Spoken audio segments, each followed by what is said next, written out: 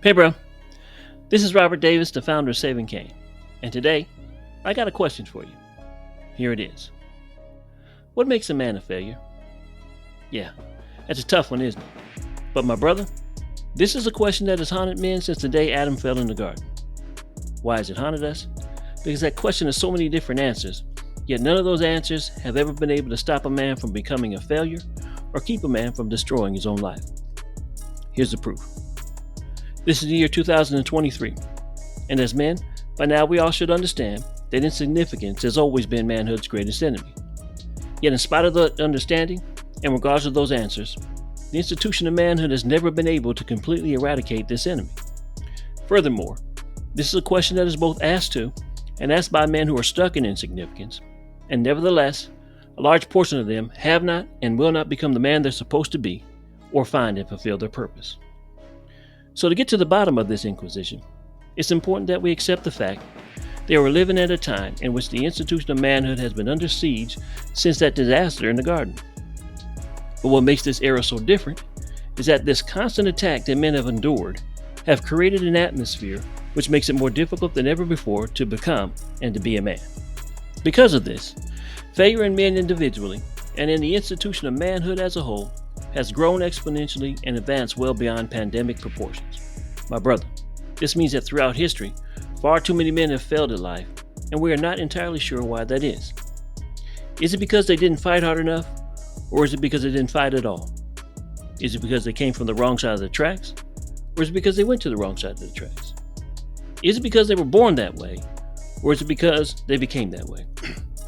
The answer, my brother, is yes to all those questions. However, those questions are really describing an underlying condition that will extinguish a man's desire to persevere. In other words, it will make a man give up before he ever gets started. That underlying condition is called a crisis of identity, and that message that it sends to a man who has lost his way on this journey to become is you will never be the man you're supposed to be because you don't know who you are. Now, not knowing who you are will destroy your self-esteem and distort your self-perception. And that is what insignificance uses against a man to make him fail at life. Simply put, the reason this underlying condition can turn a man into a failure is because insignificance will weaponize their low self-esteem and distorted self-perception to make him point that weapon at himself and pull the trigger on self-destruction.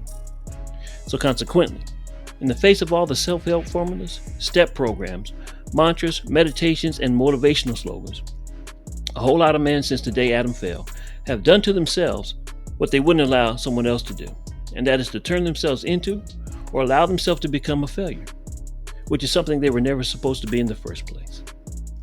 So then the question becomes, why do men do that to themselves? They do it to themselves because they don't think very highly of themselves. In fact, most of the time, that bravado that is coming out of their mouth is nothing more than a confirmation of their low self-esteem and distorted self-perception. That means if you have to brag about how great you are, it's probably because you ain't doing as great as what you say you are or as great as what you think. Now, the biggest reason for why you're not doing that great is because the success you claim to have is both fleeting and illegitimate. Alright, this is a good place to stop, but stay with me, my brother, because in my next post, I will discuss success with you and define it by comparing the world's perspective to the kingdom of God's perspective. Why?